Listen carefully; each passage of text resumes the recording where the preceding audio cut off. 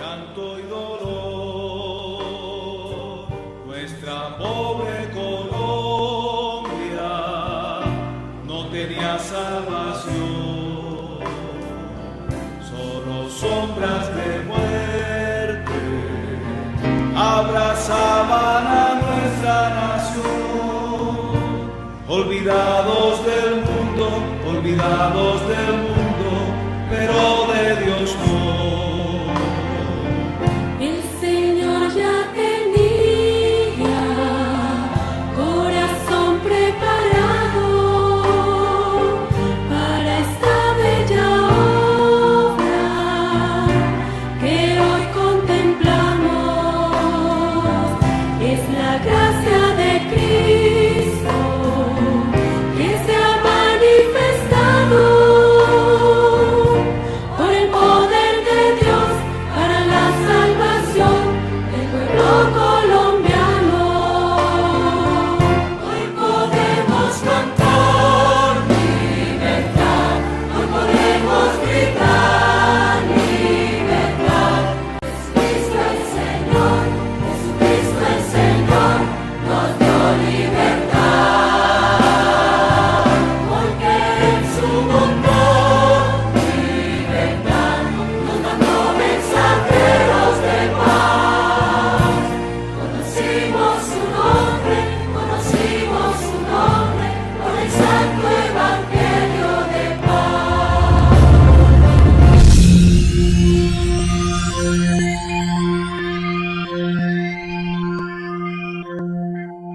70 años de Pentecostés.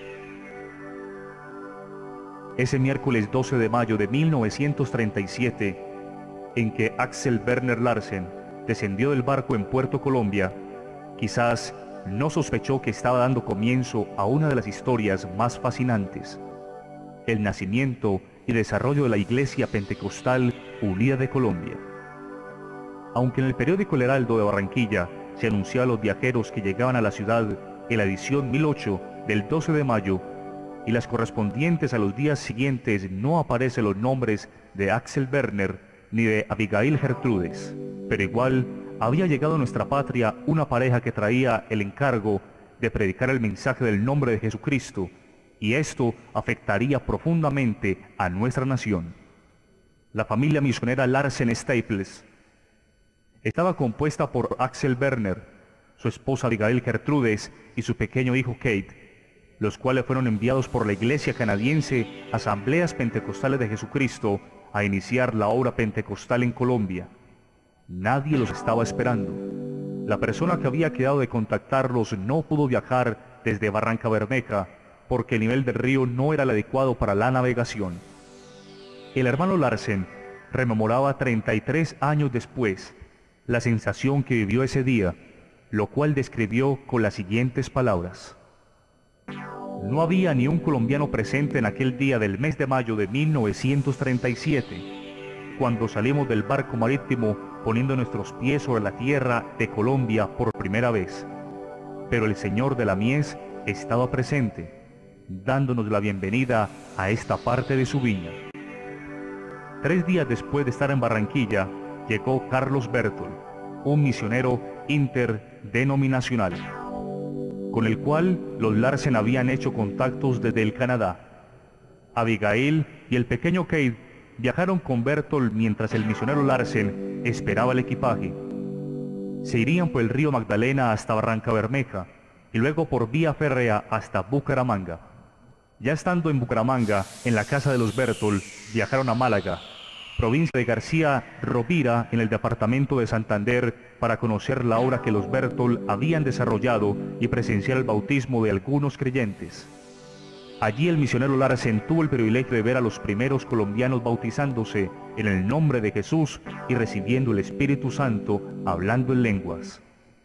La experiencia en García Rovira sirvió como experimento para probar la reacción de los colombianos y saber que la evangelización no sería fácil, pero tampoco imposible.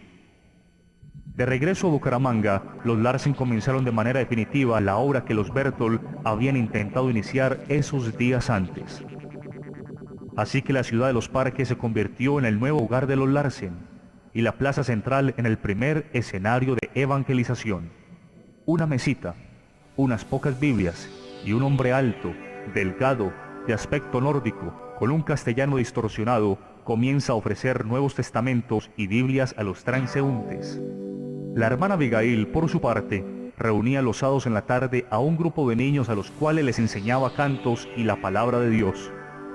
Maruja Correa, una joven de Málaga, les ayudaba a predicar, mientras que ellos aprendían el idioma, pero en 5 meses Axel Werner ya estaba predicando en español. Fue entonces cuando realizaron los primeros cultos e inició la Iglesia Pentecostal Unida de Colombia. Una señora de nombre Amelia fue la primera que recibió a Cristo y es bautizada en el nombre de Jesús por el hermano Larsen. Las primicias de la obra, ¡qué alegría! Pero a los pocos meses algo intempestivo sucede. La hermana Abigail tiene complicaciones en su embarazo. Fueron 6 semanas de lucha. El misionero a punta de vela en las noches tenía que lidiar con su esposa en su agonía hasta que finalmente muere afectada por la eclampsia al dar a luz una niña.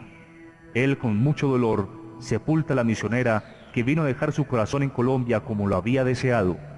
Yo sé que mi Redentor vive, figura en su epitafio. El misionero queda con un niño de 2 años y medio y una recién nacida.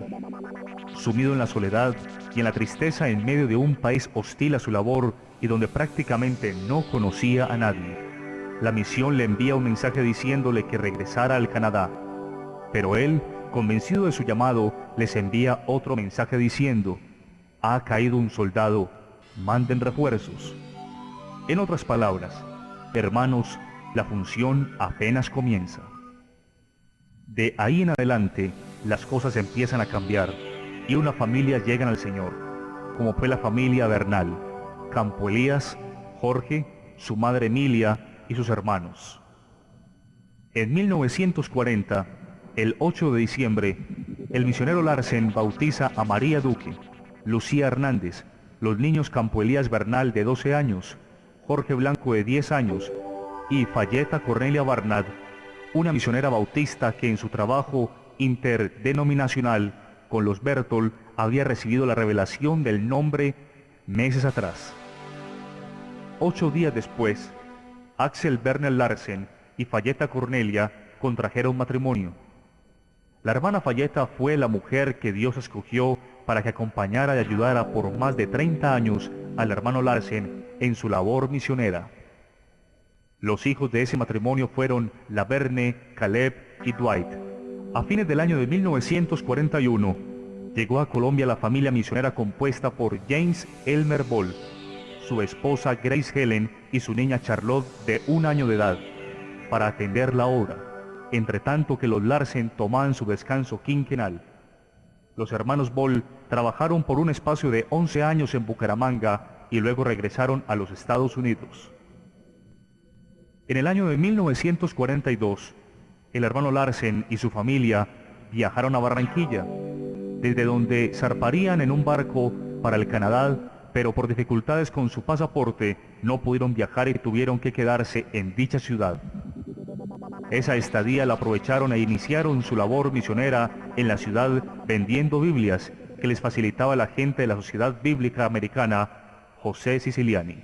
Fue así como al poco tiempo establecieron la segunda iglesia en el país. Los hermanos Larsen, a partir del año 42, hicieron de Barranquilla su hogar permanente hasta 1970, que regresaron al Canadá. En el año de 1943, el misionero Sanford Johnston llegó a Barranquilla a casa de los Larsen y trabajó su primer periodo de 5 años en los diversos lugares del país donde se predicaba el mensaje del nombre. Al poco tiempo de estar en Colombia enfermó de malaria, por lo que regresa al Canadá, donde contrajo matrimonio con Eleanor Ruth Gamblin, una exmisionera de la China, la cual también era viuda, donde Dios le reafirmó y le guió para que fuera al suroeste del país. Se establecieron en la ciudad de Cali, pero la enfermedad siguió minando su salud y el día 25 de septiembre de 1949 durmió en el Señor, no sin antes encargar su misión a William Dross. profetizando que un gran avivamiento se manifestaría en el occidente colombiano. Sus últimas palabras fueron: "Me muero, pero Dios seguramente los visitará". Fue así como el misionero William Dross, que había llegado a Colombia con su familia en octubre de 1948, enviado por la Iglesia del Canadá, se hizo cargo de la obra en Cali, donde posteriormente hubo un gran crecimiento. En 1948 llegaron varios misioneros provenientes del norte de América. Además de los Dross, vino Ross Stipes, Perla Cooper, Berta Campenter y Sally Lemons. Esta última misionera trabajó con los Larsen en Barranquilla, pero viajaba continuamente para colaborar en otros lugares con su enseñanza. Se le conocía como la señorita Sally, y se le recuerda como una maestra de la palabra. Otros misioneros que vinieron a Colombia e hicieron un trabajo fueron William Thompson y Lewis Morley. El misionero William Thompson y su familia viajaron a Bucaramanga para recibir la iglesia que entregaban los hermanos Ball, el cual regresaba a su tierra. Los Thompson habían trabajado un tiempo en Barranquilla. También realizaron una labor en Bogotá y en los Llanos Orientales. Lewis Morley vino a trabajar inicialmente como misionero a Venezuela en el año de 1957, pero posteriormente viajó a Colombia a colaborar con el hermano Larsen y conoció a la señorita Sally Lemons. En 1958 contrajeron matrimonio y después de trabajar en Barranquilla un tiempo, fueron enviados a trabajar en el interior del país, Pereira, Cali y Palmira, donde Dios los respaldó grandemente. Es comenzando los años 50 cuando el Evangelio se enfrenta al reto de la guerra fratricida y la intolerancia religiosa. Se presentaron hechos de persecución en el Valle del Cauca, como fue la masacre de La Morena y la muerte de 7 hermanos en Tesorito. En ese mar de martirios, persecuciones, opresión, la sangre de los mártires que regó el suelo de nuestra patria fue semilla que produjo una gran cosecha. Una vez más, la iglesia emerge y sale a flote para continuar con la gesta evangelizadora por todo el territorio colombiano con el único objetivo de levantar el nombre de Jesús. De alguna manera, la persecución produjo un efecto aleccionador para la naciente iglesia colombiana, pues a razón de la persecución, los creyentes tienen que desplazarse de un lugar a otro predicando el Evangelio. Y es así como la década de los 50 marca el comienzo de una nueva etapa en la Iglesia Evangélica Pentecostal, la cual se caracteriza por su esparcimiento y desarrollo a lo largo y ancho del país. La Iglesia Pentecostal, que hasta entonces contaba con una membresía importante dentro de las iglesias evangélicas en Colombia, ya se había ubicado en las ciudades más importantes, estableciéndose cada una de ellas como eje principal de expansión del Evangelio a ciudades intermedias, pequeñas y también zonas rurales. Estas ciudades, en orden cronológico, en cuanto al establecimiento de la obra del Evangelio, son: Bucaramanga, 1937.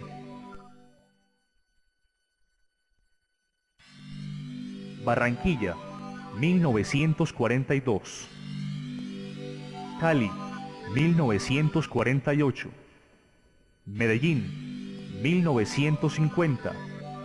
Bogotá, 1954. También había algunos comienzos en Armenia, Tuluá, Puerto Tejada, Palmira, Zarzal, Florida, Barrancabermeja, Sevilla y Neiva.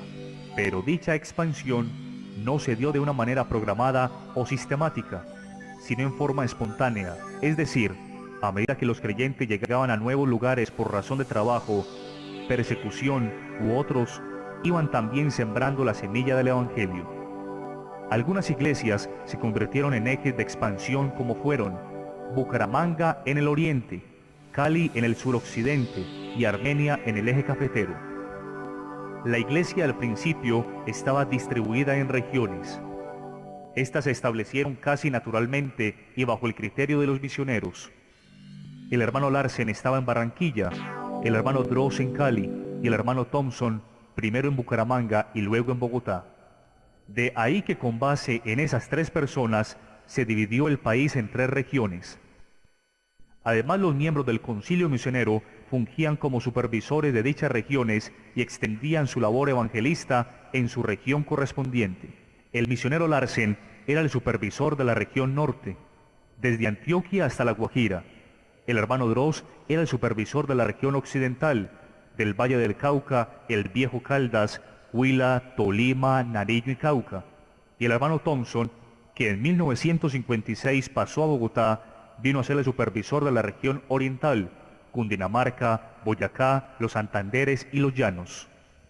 Así que, cada uno de ellos supervisaba una región y tenían sus reuniones para tratar los asuntos generales de la obra. Cuando el misionero Droz salió del país, los esposos Morley van a Pereira y después a Palmira Valle. El misionero Morley vino a Colombia en el año 58 y sucedió al hermano Droz en la vicepresidencia y también lo sucedió en la supervisión de la región occidental. La formación de los primeros pastores no se dio dentro de un proceso programado e intencionado por parte de los misioneros, pero ello puede obedecer a circunstancias propias de la época, como el hecho de que los mismos misioneros no contaban en cuanto a lo secular con una formación académica ideal y lo que hacían era guiado por el Espíritu de Dios. Por otra parte, no había mucha oportunidad de asistir a estudios porque las distancias eran enormes y las vías de comunicación precarias, igualmente que los medios de transporte. La instrucción se dio en la medida de las circunstancias de la época. Se aprendía en el ejercicio del ministerio o de los mismos errores o mirando lo que otros hacían. Hubo otra manera de formación, ya no tan formal sino más bien informal, que consistía en que los pastores más cercanos a determinado misionero aprendían a vivir su mismo estilo de vida, manejaban sus mismos conceptos y hasta predicaban usando sus mismos modales. Algunos asimilaron la sobriedad de Larsen, otros la rigidez de Morley y Thompson y otros la espontaneidad de Droz. A medida que fue pasando el tiempo, la influencia de los misioneros se fue neutralizando mientras que la de los líderes colombianos fue creciendo, y esa situación también generó una escuela combinada donde se mezclaron elementos foráneos y también elementos autóctonos. Así que se levantó una segunda generación de pastores que algunos predicaban pausados como Campo Elías, otros brincaban como Zúñiga o Isahar y otros palmoteaban como Eliseo porque eran formados por alguno de ellos. Los primeros pastores colombianos que comenzaron a participar de algunos cargos administrativos fueron Campo Elías Bernal y Domingo Zúñiga como presbíteros de una región, Mario Cadavid como tesorero nacional y Manuel Ospina como secretario. Hubo otros líderes de la época como Eliseo Duarte, Jesús Cardoso, Moisés Isahar, Cristóbal Ospino, Alfredo Montenegro, los hermanos Ospina, Arturo Estrada y Sergio Forero, entre otros. En 1967, y por disposición de la iglesia de quien dependían los misioneros, la Iglesia Pentecostal Unida de Colombia obtuvo su autonomía administrativa. Los dirigentes nacionales asumieron el reto con mucha responsabilidad, de tal manera que las próximas décadas fueron de gran crecimiento. Los misioneros fungían como consejeros, pero no tenían incidencia en la administración de la obra nacional. Al determinar los alcances del trabajo como consejeros, los misioneros Thompson y Morley decidieron renunciar a la membresía de la Iglesia Pentecostal Unida de Colombia en marzo de 1969 y de esta manera trabajar en forma directa con la Iglesia americana. El hermano Larsen había renunciado a su membresía de la Iglesia de los Estados Unidos y aunque no estaba de acuerdo con la nacionalización de la Iglesia, aceptó su papel de consejero y permaneció como miembro de la Iglesia Pentecostal Unida de Colombia. Surgió entonces una organización del nombre alterna a la Iglesia Pentecostal Unida de Colombia. Dicha organización fue encabezada por los misioneros Thompson y Morley, apoyada por la Iglesia americana y algunos obreros colombianos. Estos misioneros continuaron su labor en Colombia a través de la Iglesia Pentecostés Unida Internacional. La primera Junta Nacional después de la adquisición de la autonomía la conformaban los siguientes hermanos. Presidente: Domingo Zúñiga. Primer vicepresidente: Campo Elías Bernal. Segundo vicepresidente: Jesús Cardoso. Secretario: Manuel Ospina. Tesorero: Mario Cadavid. Vocales: Saúl Ramírez y Cristóbal Ospino. Secretario misionero: Fabio Cardona. Supervisor Región Norte: Eliseo Duarte. Supervisor Región Oriental: Roberto Júncar. Supervisor Región Occidental: Saúl Ramírez. Los presbíteros también eran miembros de la Junta Nacional. En el año de 1977 se hizo una reforma administrativa a razón del crecimiento de la Iglesia.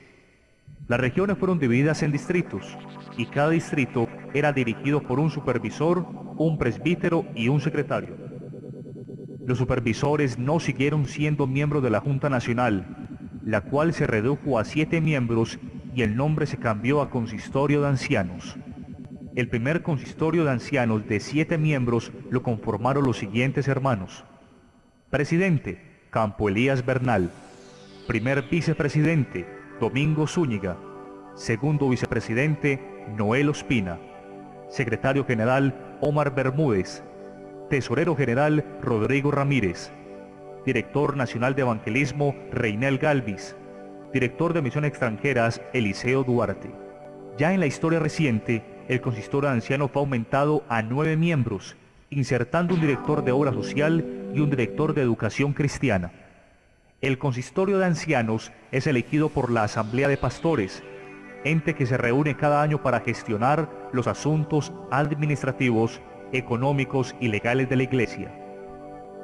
Desde que la Iglesia Pentecostal adquirió autonomía, han sido presidentes los siguientes hermanos: Domingo Zúñiga, Campo Elías Bernal, Eliseo Duarte, Noel Ospina, Octavio Valencia, Reinel Galvis y Álvaro Torres. Instalado el Evangelio en sitios estratégicos, Dios usó a muchos hermanos para avanzar en la expansión del reino de Dios, hasta llegar a una carrera triunfal y portentosa a lo que hoy es la Iglesia del Señor. La Iglesia pasó de los recintos cerrados a hacer presencia en los grandes escenarios públicos, donde miles de personas se congregan para rendirle adoración al Señor Jesucristo, autor y arquitecto de esta magna obra.